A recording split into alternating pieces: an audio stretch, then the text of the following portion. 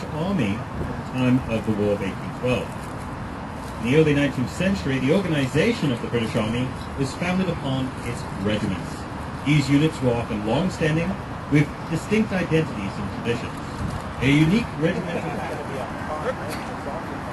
One thing to remember, though, is the British Infantry Regiment only rarely did the battalion achieve the notional strength of 1,000 men.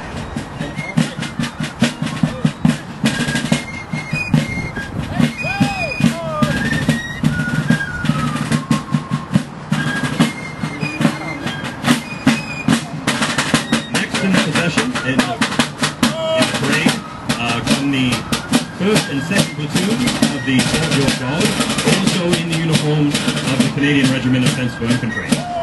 Following them are the Grenadier and Light Companies of the 41st Regiment of Foot from Fort George National Historic Site. And at the end of the formation are 3 gentlemen clothed in green jackets from Old Fort Erie. They represent the Glengarry Light Infantry Regiment, another Canadian unit raised just before the War of 1812.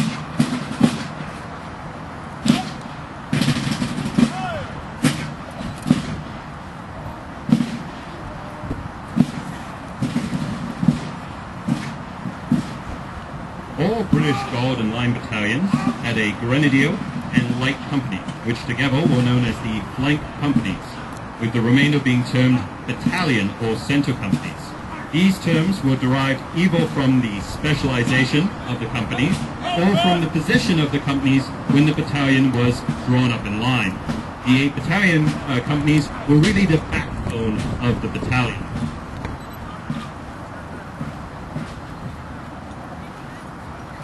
To form the main line of battle, which you see the men and women are forming in today. These battalion companies were numbered from 1 on the right of the battalion when in line up to 8. The flank companies, formed on the right and left of the battalion when in line, were more specialized.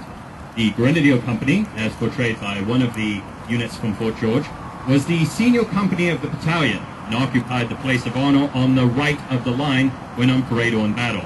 It was composed of the largest, most stalwart men of the unit, and its company commander was often the battalion's senior captain. It originated in the 17th century as an elite section of assault troops armed with grenades, hence their title. Grenadiers had long abandoned using grenades by the 19th century, but remained as each battalion's own subunit of heavy infantry. The Light Company was the other flank company.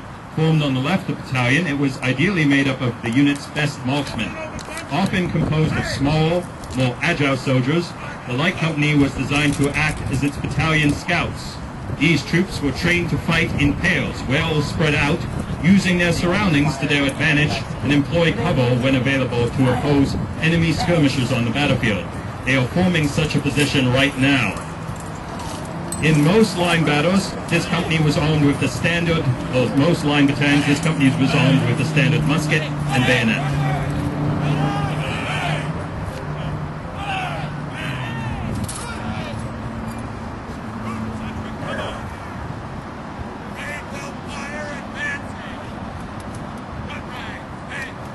This is going to be pretty loud, so if anyone wants to plug their ears, they may do so.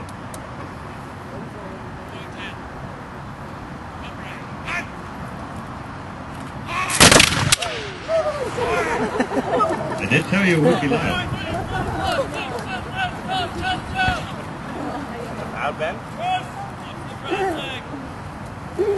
At the Battle of Chateauguay in October of 1813, the Light Company of the Canadian Fencibles was deployed about 200 meters in advance of the abattis, or barricade, marking the main line of battle for the Canadian side.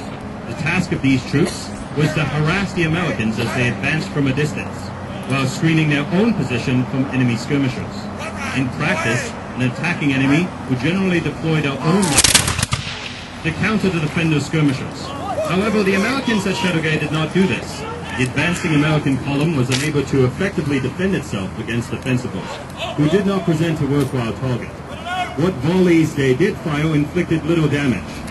On the other hand, the Fencibles were able to take proper aim at the enemy, targeting the American officers and NCOs. Ideally, with the commandos out of action, an enemy might hesitate, even halt, or become demoralized and retreat. A lieutenant in the Canadian Fencibles noted that his men fired between 35 and 40 rounds, each during the battle, and their aim was good. As an American prisoner later told him that most of the men had been hit in the head or chest. Even this lieutenant's company commander, Captain Richard Ferguson, was engaged in the firefight. The 52-year-old, described as a great tall man, blazed away at the Americans with his personal double-barreled fowling piece. Eventually, the Fencibles were forced back behind the abatis by weight of numbers, but they succeeded in inflicting many enemy casualties, delaying their advance and generally sapping their resolve. The lieutenant was proud that his company had helped hold off about 2,000 American infantry and around 200 enemy cavalry.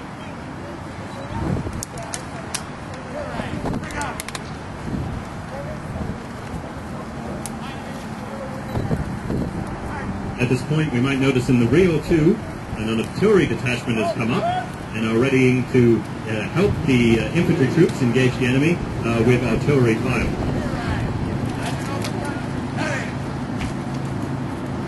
As I mentioned just a few moments ago, skirmishing was primarily the task of the light company, though this was not always the case. In the immediate aftermath of the Battle of Chrysler's Farm, men from the battalion companies of the Canadian Fencibles present there were deployed into a skirmish line to cautiously pursue the retreating American rearguard.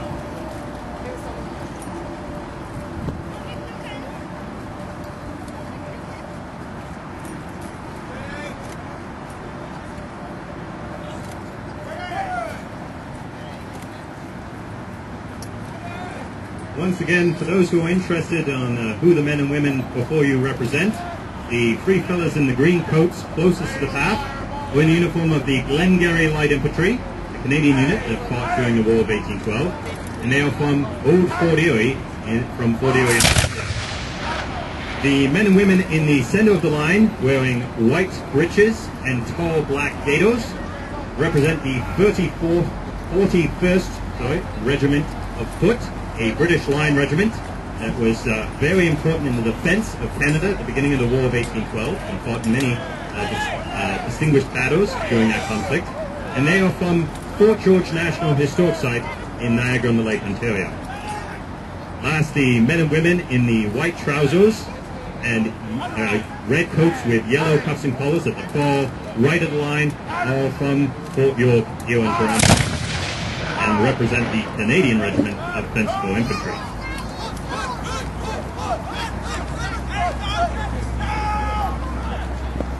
The men and women out there today are under the command of Sergeant Major Gavin Watt from Fort George National Historic Site.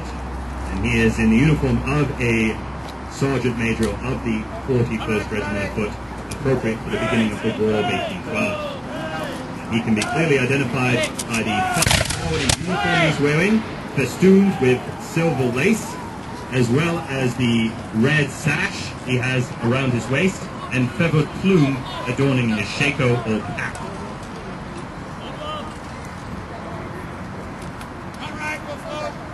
You also have three sergeants helping to command and control the men on the field. They can be identified also by the finer quality uniforms they are wearing, the feathered plumes they wear in their caps, as well as the 9.5-foot espadons or pikes that they are carrying. These pikes were used to help mark the sergeant's positions in the line. That way the men on the field of battle would know where the commands were coming from, these pikes rising above the smoke of battle.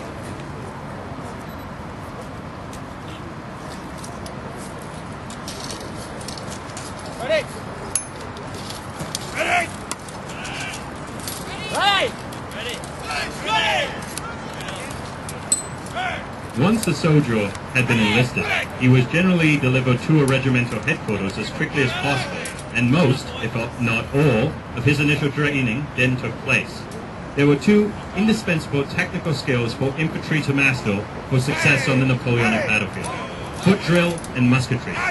Even effective musketry relied on the foot drill to bring the largest number of troops within range of the enemy. New recruits were placed in the awkward squad to learn this drill under the watchful eyes of senior NCOs like the sergeants you see on the field. These men would be out on parade square from about 6 in the morning, where they began with facings and went through all the different steps and evolutions of marching. Once they had mastered, or at least proved reasonably proficient in basic foot drill, they would then be exercised with the firelock or musket.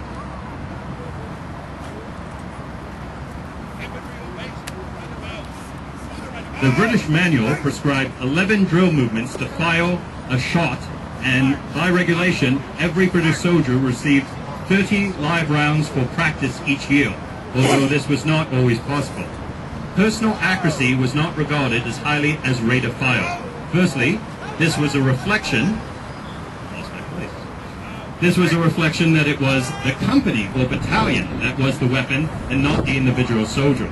Secondly, on the Napoleonic battlefield, the faster a section of soldiers could load and fire, the more likely they would be able to see off an enemy. Consequently, most musketry practice consisted of an entire company firing volleys at a target representing the front of an opposing enemy company. Furthermore, these men would not be required to take aim, but to simply present their muskets in the general direction of the target.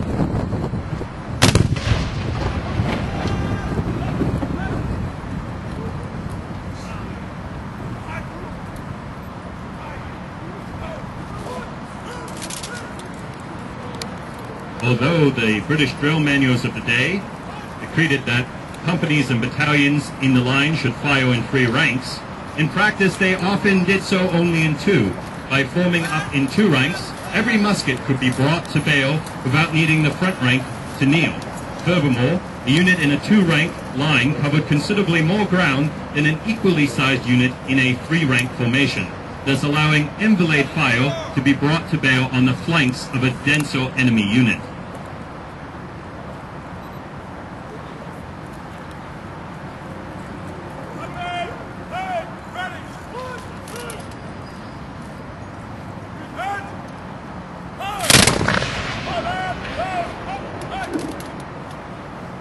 There is a lack of evidence concerning the exact position and number of men of the Canadian Fencibles at the Battle of Chrysler's Farm on 11th November 1813.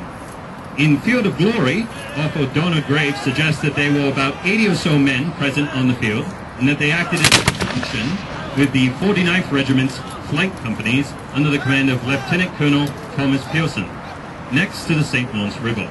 If this was indeed the case, then the Fencibles would have stood silent and stock still, firing not a shot as the American rear guard advanced. Pearson held the detachment's fire until the Americans were within pistol shot. One of the most vital tactical skills of any officer lay in anticipating and ordering the right moment to fire. The skill of the soldiers lay in the speed and efficiency with which they fulfilled that order. When Pearson's moment came, his men poured in a destructive fire, which caused many casualties among the leading American units.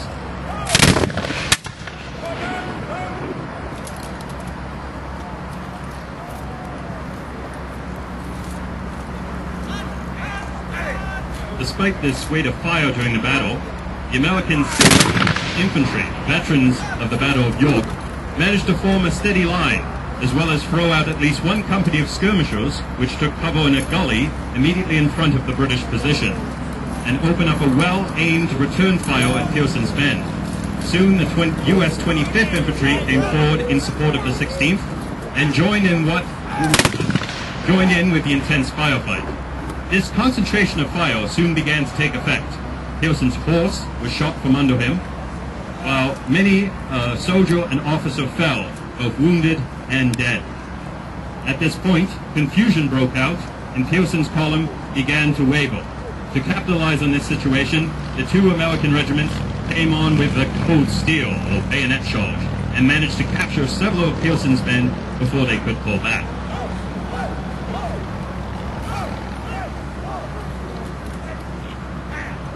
Speaking of cold steel, the men and women are now